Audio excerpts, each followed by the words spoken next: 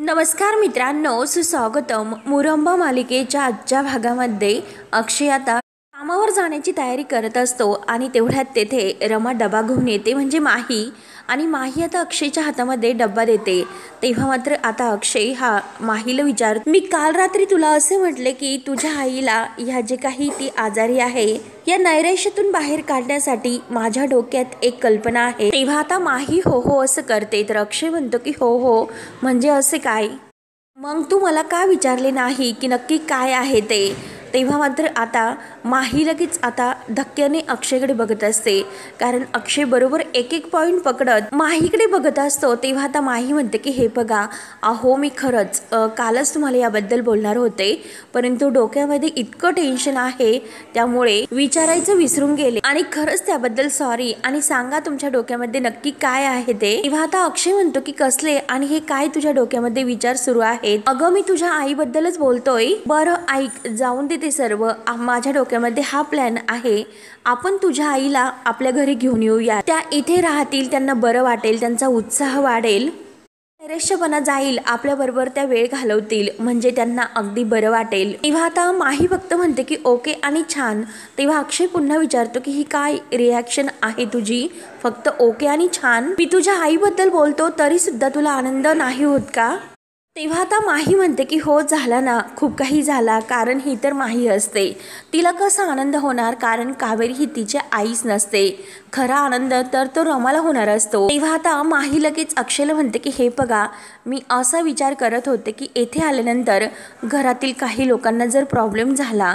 तेव्हा आता अक्षय म्हणतो की का होईल, त्यांच्या मुलाचं हे घर आहे, त्या हक्काने इथे येऊ शकतात, ते कुठेही राहू शकतात. तेव्हा मात्र आता माही मनात विचार करते की 2 महिन्याचंच हे ओझं झालं होतं. तेव्हा आता इरावतीचे बोलणे माहीला आठवते की अगं ओझं झाल्यानंतर ते फेकून द्यायचे म्हणून. तेव्हा आता हे सर्व विचार केल्यानंतर माही लगेच अक्षयला म्हणते की आओ प्लीज ऐका ना, कारण हे बघा मी 2 वेण्या इथून पुढे नाही बांधू शकत, कारण एकतर ॲक्सिडेंट झाल्यानंतर 2 वेण्या जेव्हा मी बांधते तेव्हा माझं डोकं खूप काही दुखते. तेव्हा आता अक्षय हसतो. अक्षय म्हणतो की चालेल, नो प्रॉब्लेम, असे मोकळे केस खरंच खूप छान दिसतात आणि हे बघ मला सुद्धा 2 वेण्या खूप आवडतात, तुझ्या बाबांना सुद्धा खूप आवडतात आणि असं कंपल्सरी तुला 2 वेण्या घातल्या पाहिजे असे काही जबरदस्ती नाही, आणि तुला तर मोकळे केस सुद्धा खूप छान दिसतात, त्यामुळे तू सोडू शकते, चालेल मला सर्व. आणि हे बघ संध्याकाळी मी तुझ्या आईच्या घरी जातो, त्यांना घेऊन येथेच येतो. तेव्हा मात्र आता लगेच अक्षय निघून गेल्यानंतर माही आरशासमोर येते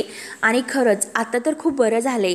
त्या 2 वेण्यांचा अगदी कंटाळा आला होता, कसलंही आता टेन्शन नाही ना कटकट. आणि तसंही त्या रमाची आई आल्यानंतर प्रॉब्लेम तर होणारच आहे, त्यामुळे मला रमा असल्याचं नाटक तर करावेच लागेल आणि या सर्वाचा खूप वैताग मला आलेला आहे, बोर होतं. त्यानंतर आता इकडे रमा कावेरीच्याच घरी असते आणि आपल्या हाताने ती कावेरीला घास भरवत असते. त्यानंतर आता सगळं काही प्रेमाने वगैरे भरवल्यानंतर अगदी कावेरीला छान वाटतं.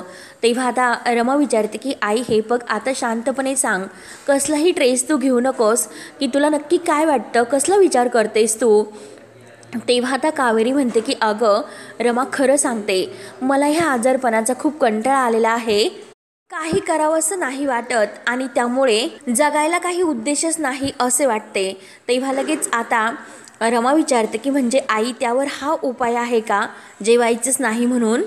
नाही ना, आणि हे बघ आई मला माहिती आहे की तुला काय झाले ते शोधण्याची गरज आहे, म्हणजे हे बघ आई तू तुझी आवडती गोष्ट करण्याचं सोडून दिले, म्हणजे तुझं काम, त्यामुळे तुला असे वाटते. तेव्हा आता मंगला मावशी ऐकून खुश होतात. मंगला मावशी म्हणतात की रमा अगं तू एकदम बरोबर बोलते, कारण हे बघ तुझे काका हे काम करायला लागलेत तेव्हापासून ते 2 पैसे घरामध्ये देतात, तेव्हापासून आम्ही दोघीही काम करायचं बंद झालोत.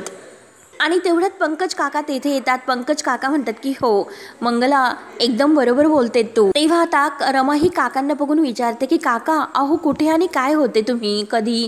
तेव्हा मात्र आता लगेच काका म्हणतात की अगं कामावरून त्या साहेबांचा फोन आला होता, त्यांच्याशीच बोलत होतो. तेव्हा आता रमा म्हणते की हे बघा ऐका, आणि हे बघा आता तुम्ही दोघेही काम करतात, त्यामुळे आईकडे करण्यासाठी कोणतंही काम उरलेलं नाही, त्यामुळे तिच्या मनामध्ये असे विचार येतात। तेव्हा आता काका म्हणतात की हे बघ रमे, अगं कसं आहे, जेव्हापासून मिलमधील माझं काम बंद पडले तेव्हापासून कोणतंही काम मी केले नव्हते आणि त्यामुळे मग मी दारूच्या आहारी गेलो होतो। तेव्हा मात्र ह्या माऊलीने मला आणि मंगला दोघांना घरात बसून खाऊन घातले होते, म्हणजे कावेरी ताईंनी। त्यांनी माझे अगदी लाड पुरवलेत, दारूला सुद्धा त्यांनी पैसे दिलेत, मग त्या कर्जाची परतफेड करायला नको का? त्यामुळे मीच त्यांना सांगितले की हे बघा ताई, यापुढे फक्त मी आणि मंगला काम करेल, तुम्ही घरातील एकही काम करायचे नाही, फक्त बसून तुम्ही आराम करायचा। तेव्हा आता रमा म्हणते की हो बरोबर आहे काका तुमचं। आणि हे बघा आईने जर थोडंफार काम केले तर तिच्या मनामध्ये असे विचार नाही येणार आणि त्याचा तिला त्रास नाही होणार, तिचं मन सुद्धा तिला हलकं वाटेल। आणि रमा ही मंगला मावशीला म्हणते की मी काय सांगते। तेव्हा आता मंगला म्हणते की हो बोल ना। आणि त्यामुळे मला असं वाटतं की आपण आपले रमा अल्पबहार परत सुरू करूयात आणि इतकी वाईट परिस्थिती आपली आता नाही, आपण त्यात थोडे पैसे म्हणजे टाकून परत सुरू करू शकतो। हवं तर माझं नाव तुम्ही त्याला देऊ सुद्धा नका, परंतु आई हे बघा तू कामामध्ये व्यस्त राहणं हे खूप महत्वाचे आहे, तेव्हा तुला बरं वाटेल। तेव्हा आता मंगला मावशी म्हणते की खरंच रमा तू एकदम बरोबर बोलते। आणि कावेरी आता मंगला मावशीकडे बघते। आता सर्वांना एका रमाने छान असा काम करण्याचा मार्ग दाखवलेला असतो। त्यानंतर आता इकडे ही माही बटाटा वगैरे आहे तर ती काहीतरी तयारी करत असते।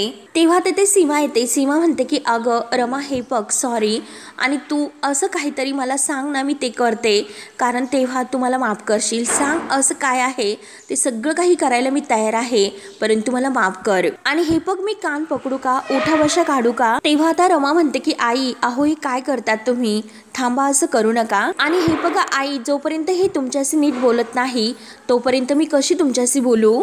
सीमा लगेच म्हणते की रमा तू अगदी काहीतरी वेगळीच वागते, नेहमीसारखी तू नाही वागत, तू हवं तर चिडू शकते, माझ्यावर रागवू शकते, पण माझ्यावरचा हक्क मात्र सोडू नकोस। अगं मी तुझी आहे हे बघ, आजकाल मला आपल्या घरामध्ये खरंच रमा खूप भीती वाटते, सतत असं काहीतरी वाटते की खरंच मी कुठेतरी चुकले आणि माझ्या चुकीची शिक्षा मला मिळते, म्हणून खरंच मला खूप भीती वाटते। तेव्हा आता रमा म्हणते म्हणजे माही खरंच आई तुमचं चुकलेलं तर आहेच, तुम्ही मात्र माझ्या जागी माहीला या घरामध्ये घेऊन आलात, त्यांनी मला जो काही त्रास दिला तो नाही मी विसरू शकत, मग मी काय करू? तेव्हा आता लगेच सीमा म्हणते की नाही तुला करावंच लागेल, तुम्हाला कोणतीही गोष्ट करण्यासाठी सांग की ते केल्याने मी तुम्हाला माफ करू शकेल, मी ती कोणतीही गोष्ट करायला तयार आहे, तू फक्त सांग मला। तेव्हा आता माही म्हणते की आई हे बघा मी बोलते यांच्याशी। तेव्हा आता काही न बोलता लगेच माही आतमध्ये निघून जाते। तेव्हा सीमाला माहीचा थोडा संशय येतो।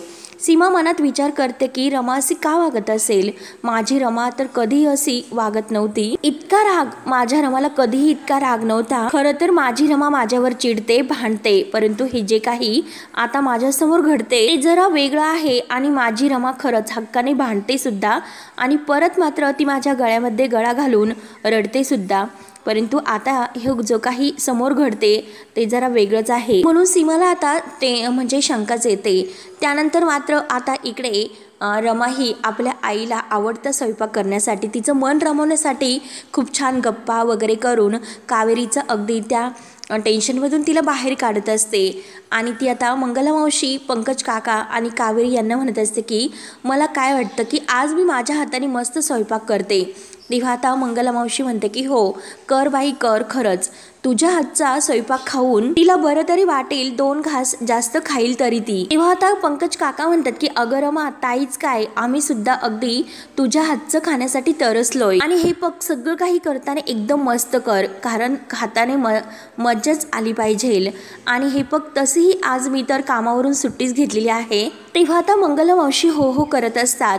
तेव्हा आता रमा म्हणते की हे बघा पण आईला जे काही चालेल खायला तर तेच पदार्थ मी बनवेल, थालीपीठ, कोथिंबीरीची वडी, हो की नाही आई? तर कावेरी शांतपणे फक्त ऐकत असते।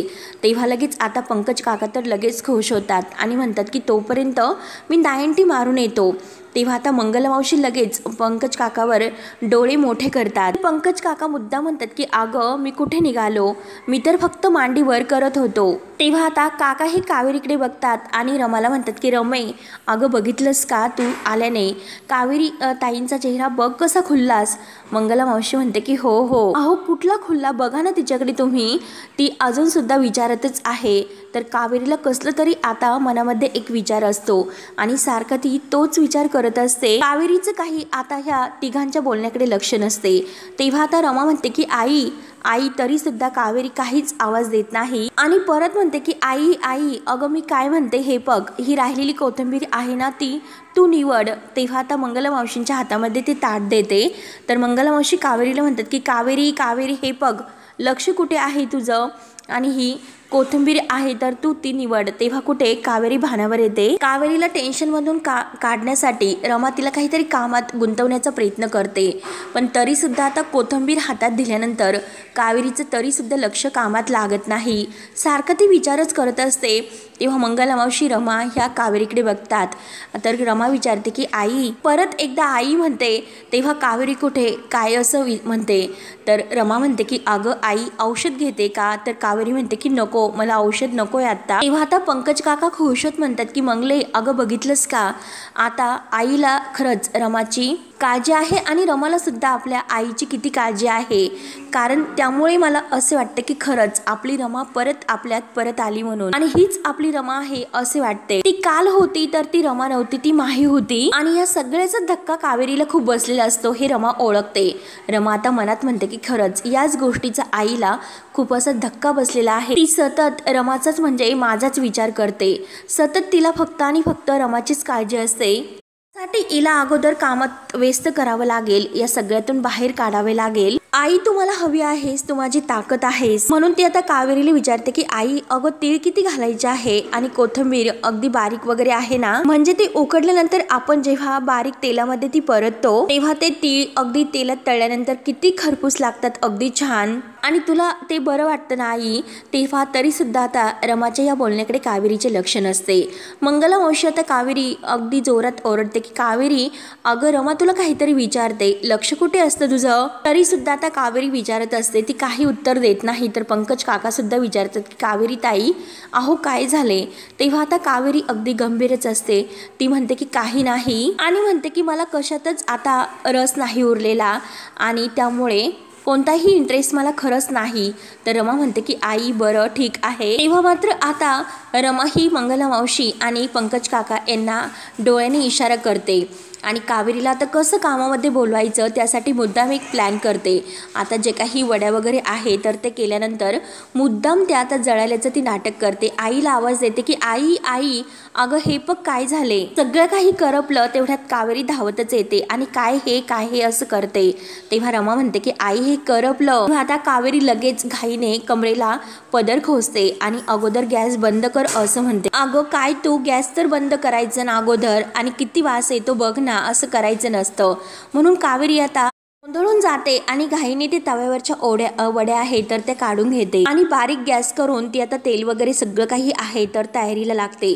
रमा बरोबर तिला आता कामामध्ये गुंतवते आणि कावेरी आता रमाला म्हणते की हे पग असे नीट व्यवस्थित ठेवायचे असते, छानपैकी ठेवायचं आहे, म्हणून कशा करायच्या काय करायचे रमाला सगळे काही माहिती असते, परंतु कावेरी तरी सुद्धा अगदी प्रेमाने समजावते। तेव्हा आता रमा ही मंगला मावशी आणि पंकज काका यांच्याकडे बघून हसते, कारण कावेरी बरोबर आता मनातील जो काही विचार आहे तो विसरून मात्र आता कामाला लागते। ते बघून रमाला सुद्धा खूप छान वाटते, तिला आनंद वाटतो आणि कावेरी आता लगेच बरोबर तसे करून म्हणते की हे बघ रमा अगोदर कधीही तेल टाकायचं नाही, कारण जर अगोदर तेल टाकले तर तीळ हे जळतात, त्यामुळे तीळ भाजल्यानंतर तेलच टाकायचे। आणि आता बघ ना अगं रमा किती छान आहे, खरपूस भाजले गेले, थांब मी एक खाऊन बघते। तेव्हा आता कावेरी खायला घेते तर रमा म्हणते की नाही तू औषध घ्यायचं आणि मग त्यानंतर कोथिंबीर वडी, म्हणून रमा तिच्या हातातून ते ताट घेते। कावेरी म्हणते की रमा अगं खाऊन दे ना, मला औषधाचा खूप कंटाळा आलेला आहे, औषध नकोय। तेव्हा आता रमा काही ऐकायला तयार नसते। शेवटी रमा ही तिच्या हातामध्ये ते औषध देतेच। आता आग्रहाने रमा सगळी काही काळजी आपल्या आईची घेत असते। लगेच रमा ही आपल्या हाताने आईला भरवते, परंतु आई म्हणते की नाही, अगोदर माझ्या रमाला मी भरवणार आहे. म्हणून कावेरी आपल्या हाताने रमाला भरवते. त्यानंतर आता दोघी मायलेकी खूप खुश असतात आणि त्यांना दोघींना इतकं खुश बघून पंकज काका आणि जे काही आता मंगला मावशी आहे तर सगळेजण अगदी खुश होतात. आनंदाने त्या वड्याचा स्वाद घेतात. कावेरीला गोळ्या औषधसुद्धा दिले जातात. कावेरी आता इतकी खुश असते आणि दोघी आता इतक्या एकमेकांच्या मिठीत येतात. तेव्हा आता रमा ही बॅग घेते आणि जायला निघते. त्या अगोदर ती आईला घट्ट एक मिठी मारते, प्रेमाने भेटते. तर अक्षय आता इकडे यायला निघालेला असतो आणि येता येता तो विचार करत असतो की जर मी रमाच्या आईला घरी घेऊन गेलो तर त्यांना खरंच बरं वाटेल. म्हणून तो आता आईला घेण्यासाठी तेथे आलेला असतो. त्या खूप निराश झालेल्या आहेत, त्यांना न्यावंच लागेल म्हणून तो आता तेथे येतच असतो. तर तोपर्यंत आता रमा ही आपली बॅग वगैरे घेते. म्हणजे ती काका आणि मावशीला म्हणते की तुम्ही सुद्धा तुमची स्वतःची काळजी घ्या, आईची सुद्धा काळजी घ्या. आणि मावशी हे बघ, तू काकांबरोबर भांडू नको जास्त. आणि काका तुम्ही सुद्धा पिणं बंद करा, खरंच आम्हाला तुमची गरज आहे. आणि बघितलं ना, आजारपण हे सांगून येत नसतं. आता काका आणि मावशी खूप खुश होतात. काका खुश होऊन म्हणतात की मंगले बघ, खरंच आपली रमा परत आली म्हणून. तेव्हा आता लगेच मंगला मावशी खुश होऊन म्हणते की इतकं सगळं काही काम फक्त आमचं लेकरू रमाच करू शकतं. तेव्हा आता रमा म्हणते की हो, आणि आईला हे बघा, छोटी छोटी काम करून द्यात, इतकी मोठी ऑर्डर घेण्याची काही गरज नाही. सुरुवातीला तुम्ही छोट्या छोट्या ऑर्डर घ्या, जसे आपण अगोदर घ्यायचो, फक्त वस्तीतल्या वस्तीत ऑर्डर घ्या. तेव्हा आता मंगला मावशी म्हणते हो, तू म्हणशील तसे. तर रमा म्हणते की सुरुवातीला आता हवं तसं, म्हणजे हे बघा, स्वस्त विका. तेव्हा आता काका म्हणतात की अगं रमा, स्वस्त कशाला विकायचं, अगं ताईंच्या हातची चव बाजारात कधी कुणालाच नाही म्हणून. तेव्हा आता लगेच रमा म्हणते की काका हे बघा, आता ते सगळं महत्त्वाचं नाही, आईची ही अवस्था झाली कारण ती तर दुसराच विचार करत बसते. तिला तिच्या आवडीचं काम करून तिचं मन त्यामध्ये तिला रमवता येतच नाही. ती फक्त आणि फक्त विचार करत असते. आता फक्त हाताला काम महत्त्वाचं आहे. तर मंगला मावशी म्हणतात की हो, तू सुद्धा जा आणि काळजी घे. आणि हे बघा आई, येते मी. आता रमा ही त्यांचा सगळ्यांचा निरोप घेऊन तेथून जायला निघते. तेव्हा काका आणि मंगला मावशी अगदी खुश होतात. काका म्हणतात की खरंच किती गुणाचं आहे आपलं लेकरू. तेव्हा आता रमा तेथून जात असते आणि अक्षय फोनवर बोलत बोलत तिकडेच यायला निघलेला असतो. तो सुद्धा समोरून येत असतो आणि तेवढ्यात एका ठिकाणी रमाचा थोडासा पाय घसरतो. तिच्या चप्पलमध्ये काहीतरी काटा वगैरे घुसतो. तेव्हा ती आता खाली वागते. म्हणजे एक जेथे बाईक उभी असते आणि त्या बाईकच्या आडवेला म्हणजे अशी कडेला ती खाली बसलेली असते. चप्पलमधील तो काटा वगैरे काढत असते आणि त्याच वेळेस अक्षय तिच्या अगदी जवळून जातो. त्याचं सुद्धा लक्ष आता रमावर जात नाही आणि रमाचे सुद्धा लक्ष आता अक्षयकडे जात नाही. ती तर खाली बसलेली असते. अक्षय फोनवर बोलत आता कावेरीच्या तिथे घरात निघून जातो आणि तेव्हा रमा आपलं काम झाल्यानंतर त्या चप्पलमधील काटा वगैरे काढल्यानंतर उठते आणि ती सुद्धा अक्षयला न बघता तेथून निघून जाते. तेवढ्यात अक्षय दरवाजात येतो आणि आवाज देतो की आई. तेव्हा आता कावेरी अक्षयला बघून खूप खुश होते आणि म्हणते की तुम्ही आहो जावई बापू, या या या, बसा बसा. आणि लगेच कावेरी खुश होऊन मंगलाला आवाज देते की मंगल, अगं पाणी घेऊन ये, अक्षयराव आलेले आहेत. तेव्हा आता जे काही कावेरी काम करत आहे ते बघून अक्षयला खूप आनंद होतो. अक्षय म्हणतो की अरे वा, म्हणजे तुम्ही असे कामाला सुद्धा लागलात का. तेव्हा आता मंगला मावशी अक्षयला पाणी देतात आणि अक्षयरावांशी बोलत असतात की हे बघा अक्षयराव, अहो मुद्दाम आम्ही तिला काहीतरी असं काम सांगत असतो. म्हणजे हे बघा, ती जर कामामध्ये व्यस्त असेल तर कोणताही बाकीचा विचार तिच्या मनामध्ये येत नसतो आणि ते काम करण्यामध्ये तिला जो आनंद मिळतो बघा ना, अहो ती किती खुश आहे ते. म्हणजे हे बघा, कावेरी किती खुश दिसते. तर अक्षय म्हणतो की खरंच, परंतु नेमकं ही जादू काय घडली. काल मात्र त्या किती आजारी होत, कुणाशी हसत नव्हत्या, कुणाशी बोलत नव्हत्या, परंतु आज मात्र अचानक त्या हसतात सुद्धा, अगदी काम सुद्धा करतात. नक्की असे काय झाले, सांगा बरं काय झाले. तेव्हा आता पंकज काका म्हणतात की तुम्हीच सांगा की काय झाले, ते काय अशी जादू झाली असेल. तेव्हा आता लगेच काका म्हणून जातात की अहो रमा इतक्यातच येऊन गेली आणि काय तुम्हाला ती जाताना भेटली नाही का खाली. तेव्हा आता अक्षय म्हणतो की काय बोलतात आणि अक्षय म्हणतो की रमा आली होती. खरंच काय लबाड मुलगी आहे ही, एका शब्दाने ती मला बोलली नाही. आणि हे बघा आमचं काय ठरलं होतं की आईंना आमच्या घरी घेऊन जायचे आणि ती तर येथे येऊन सुद्धा गेली. तेव्हा आता काका म्हणतात की अहो तिला आठवण आली असेल म्हणून ती पळत पळत आली असेल आईला भेटायला. तिला माहिती होतं की आईच्या जगण्यातील उद्देश संपला म्हणून. मग आईला काय आवडतं की स्वयंपाक करायला, म्हणून मग ती आली आणि या सगळ्या स्वयंपाकाचा घाट तिने घातला आणि प्रत्येक गोष्टीत तिने मुद्दाम आईची मदत घेतली. आणि हे बघा म्हणून ताई असे कामाला लागल्यात. तेव्हा आता ज्या कोथिंबीरीच्या वड्या बनवलेल्या असतात तर मंगला मावशी अक्षयला आणून देते आणि म्हणते की घ्या, अहो रमाने तिच्या हाताने स्वतःने बनवल्यात. आणि अक्षय त्या वड्या खाऊन अगदी खुश होतो. रमाच्या हातची चव म्हणजे कमालच. आणि तो आता आईंना म्हणजे कावेरीला म्हणतो की आई यापुढे मला आठवड्यातून एकदा दोनदा डबा हा तुमच्या घरचा हवा आहे, एकदम तुमच्या हातचा. तेव्हा आता कावेरी खुश होते आणि हसून म्हणते की नक्की नक्की मिळेल. तेव्हा आता अक्षय म्हणतो की बघा बरं का, प्रॉमिस. आणि जर डबा नाही मिळाला तर हा जावई मात्र चिडेल. तेव्हा आता कावेरी हसते आणि म्हणते की असं कसं होईल बरं, नक्की मिळेल. पंकज काका लगेच म्हणतात मी आहे ना, मी डबा घेऊन येतो. पंकज काकाचे ते बोलणं ऐकून अक्षय म्हणतो की हो हो पंकज काका नक्की माझा डबा घेऊन येतीलच. आणि अक्षयला त्या वड्या खरंच खूप आवडतात. अक्षय अजून मंगला मावशींच्या हातातील ते प्लेट आहे वड्यांची तर ते घेतो. तेव्हा कावेरी मंगला मावशी या अगदी खुश होऊन अक्षयकडे बघत असतात. त्यानंतर आता जेव्हा अक्षय घरी येतो, अक्षय आता घरी आल्यानंतर माही ते बसलेलीच असते. तेव्हा अक्षय म्हणतो की काय ग रमा, अगं काय लबाडपणा केलास, आपलं काय ठरलं होतं की मी आईला घेऊन घरी येतो म्हणून. मी आता जेव्हा तुझ्या घरी गेलो होतो तेव्हा तर मला कुठे कळलंय की ऑलरेडी तू तिकडे जाऊन सुद्धा आली आणि आईला भेटून सुद्धा आली. अगं आपलं ठरलं होतं की आपण आईला इकडे घेऊन येऊयात, तेव्हा तू तिकडे गेली सुद्धा आणि आईला अगदी मदत सुद्धा करून आली. म्हणजे तिला अगदी आनंदी सुद्धा, कामामध्ये व्यस्त सुद्धा तिचं मन रमून आली. आणि खरंच आईला सुद्धा खूप बरं वाटलं. त्या सुद्धा अगदी इतक्या आनंदी आहेत आणि त्या हळूहळू नैराश्यातून बाहेर येतीलच. आणि खरंच रमा तू ग्रेट आहे. तेव्हा आता माही हा विचार करत असते की म्हणजे अक्षय जे काही बोलतो त्यावरून मला असं वाटतं की रमा तिकडे गेली होती आणि हा विचार केल्यानंतर ती अक्षयला म्हणते की त्याचं काय झालं, मी का तिकडे गेले, कारण मला राहवलंच नाही म्हणून मी तिकडे आईला भेटायला गेले होते. तेव्हा अक्षय हसतो. अक्षय म्हणतो की काही झाले तरी आपण त्यांना इकडे घेऊन येऊच, म्हणजे त्यांना बरं वाटेल. तेव्हा आता माही फक्त मान डोलावते. आणि आता ह्या दोघांचं बोलणं आहे तर ते सीमा ऐकत असते. सीमा आता हे सर्व ऐकल्यानंतर ही रमा काय इतकं खोटं बोलत असेल, कारण ही तर आज दिवसभर घरात होती, ती कुठेही गेली नाही. मग ती तिच्या आईकडे केव्हा गेली होती, ती तर घरातच असल्यामुळे कुठेही गेलेली नाही. तरी सुद्धा ती अक्षयला हे सर्व खोटं का सांगत असेल, या सगळ्याचा आता सीमा बारीक विचार करत असते. आणि जी काही आता ही माही घरामध्ये वागते तर रमा कधीही असं वागत नाही याचा सुद्धा संशय आता सीमाला आलेला असतो. त्यामुळे सीमा मात्र आता विचारात पडते.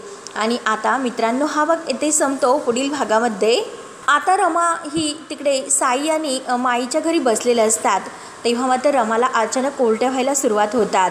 तेव्हा आता माई लगेच साईला विचारते की हे अचानक काय झाले. तेव्हा मात्र आता रमा ही प्रेग्नेंट असणार असते म्हणून तिला उलट्या वगैरे, थकवा, चक्कर सगळं काही येत असते. तेव्हा मात्र आता रमा ही बाजारात आलेली असते आणि तेथे सुद्धा तिला चक्कर येते. चक्कर आल्यानंतर तिला एक बाई धरते आणि विचारते की तुझी तब्येत बरोबर तर आहे ना. आणि ती आता रमाला सावरते. तेव्हा आता रमा विचार करते की माझी तब्येत बरोबर नाही, मला डॉक्टरांकडे जाऊन तर यावंच लागेल. तेव्हा आता रमा ही डॉक्टरांकडे जाते आणि डॉक्टरांकडे तिला आता एक गुड न्यूज अशी समजते. ती गुड न्यूज आहे तर रमा आपली प्रेग्नेंट असते, तिला बाळ होणार असतं.